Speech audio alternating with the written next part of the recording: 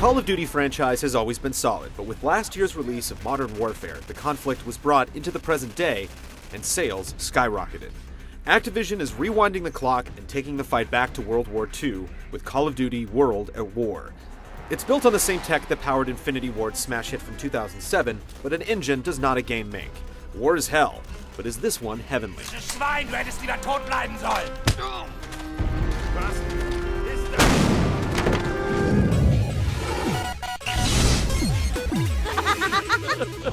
Alto Mugose! To the hell.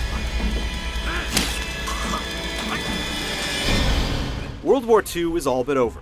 The Germans have a scant few strongholds left, and the Japanese are digging in for the last battle.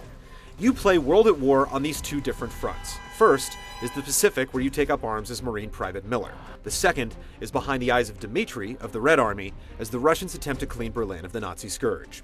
The series reverts back to its old ways of storytelling, with World War II file footage introducing each chapter with narration.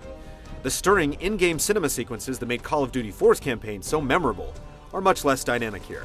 Some chapters hardly have any exposition, but they all have set-piece battles. It's the coral! We're stuck on the... Drop the ram! The dual plots are passable, mainly because no one needs an excuse to kill Nazis or someone running at them with a bayonet. There's just very little personal attachment to it. There's no one antagonist to seethe over, and with the exception of a couple of characters, your brothers in arms are never really personified. It does lead you through the end of the war from two very different perspectives, and succeeds at reminding you how difficult it was to survive either one.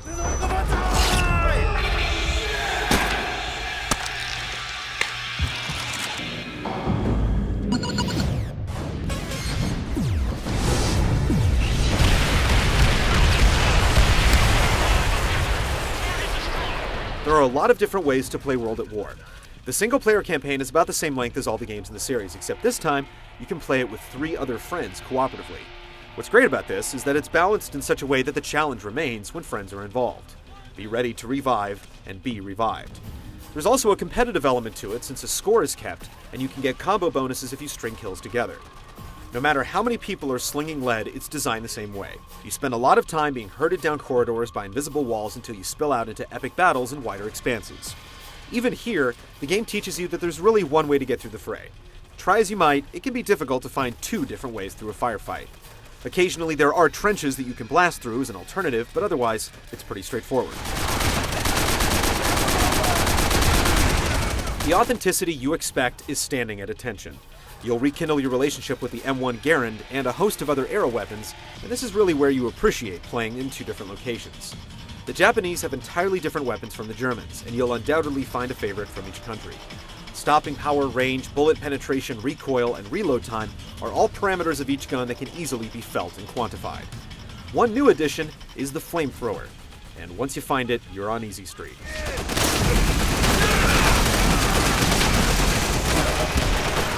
As you might expect, the gadgetry is kept to a minimum.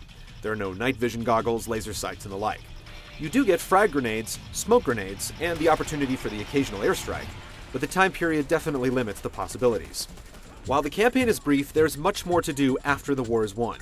The most interesting addition is the Nazi Zombies minigame, where you and some compatriots are trapped in a bombed-out building under siege by the Walking Dead.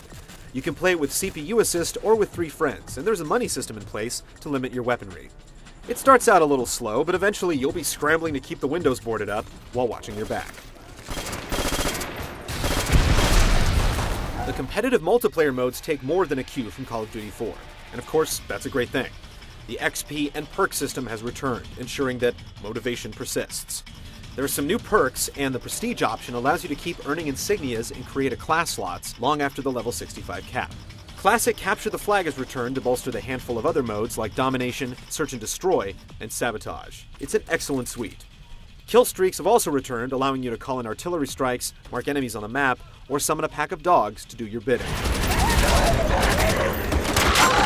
can also pilot tanks in the multiplayer this time, and it's a nice start, but it still seems anemic compared to games like Halo 3. There are tons of ways to play Call of Duty World at War. Taking a cue from Halo 3's Skulls, there are even death cards hidden throughout the levels that you can use to alter the multiplayer experience. Yet aside from Nazi zombies, there's nothing that will obliterate expectations. The formula still works, and works well. One down. Keep it up, Miller.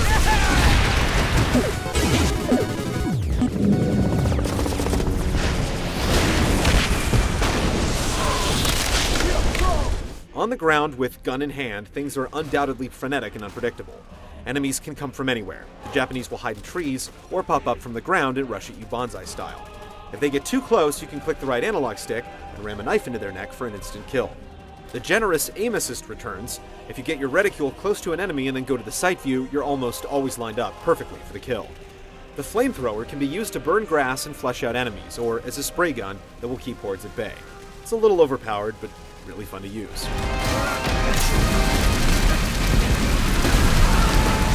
While the weapons from the era are mundane compared to many of today's shooters, you'll still get the opportunity to blast through walls and other objects if you have a gun with a high enough penetration rating. Even on the normal difficulty setting, it's a challenge to stay alive. Enemy infantry can drop a grenade in your pocket from 100 yards, which isn't all that realistic, but it ensures that things never get too easy. Real war tactics like using smoke grenades as cover while assaulting strongholds are effective, but again, it's a mechanic that we've seen many times before. The main issue is the artificial intelligence, or lack thereof. Enemies are moronic, locking onto one specific target and completely ignoring everyone else. The same goes for your squad mates, who will stand there completely oblivious to an enemy just a couple of feet away picking off your comrades. It can make large-scale skirmishes much more challenging than they should be. Playing World at War feels a whole lot like playing any other game in the series. There's not much flexibility in how you tackle each level, and it would have been nice to have access to some kind of a cover system, considering how much time you spend hunkered down. But when you're scrambling up a hill and a machine gun nest is whistling bullets overhead, it's hard to think about the shortcomings.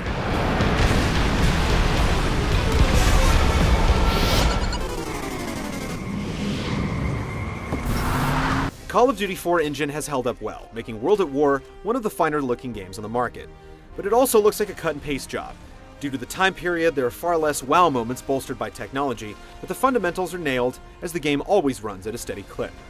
Clothes have an appropriate sheen when battling in the rain, and the lighting engine is still one of the finest in the business. We're disappointed that so little care was paid to how the exposition unfolds. We can only watch grainy war footage so many times before it begins to lose its impact. At least it's a far more brutal game, with some scenes literally making us cringe.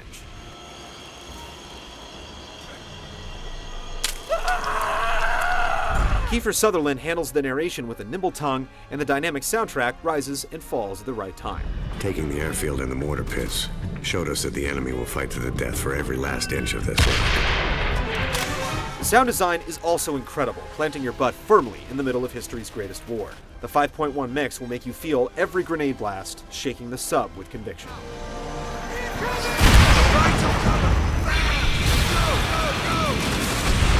Get to cover now! World War II is one of the most chronicled moments in the history of the video game medium, and with all due respect to those who fought and died, the premise is beginning to wear thin.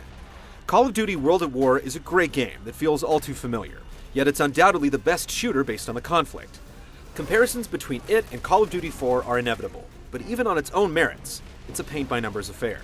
The single-player campaign is intense, and the cooperative play is engaging, but the competitive multiplayer, despite some added perks and tweaks, is subdued by the era it so accurately replicates. If you've spent the past 12 months building your prestige with everything the modern age has to offer, you'll have problems finding things to get too excited about. That said, there are still few shooters on the market up to its level of quality, so suit up, soldier, and prepare for one last push.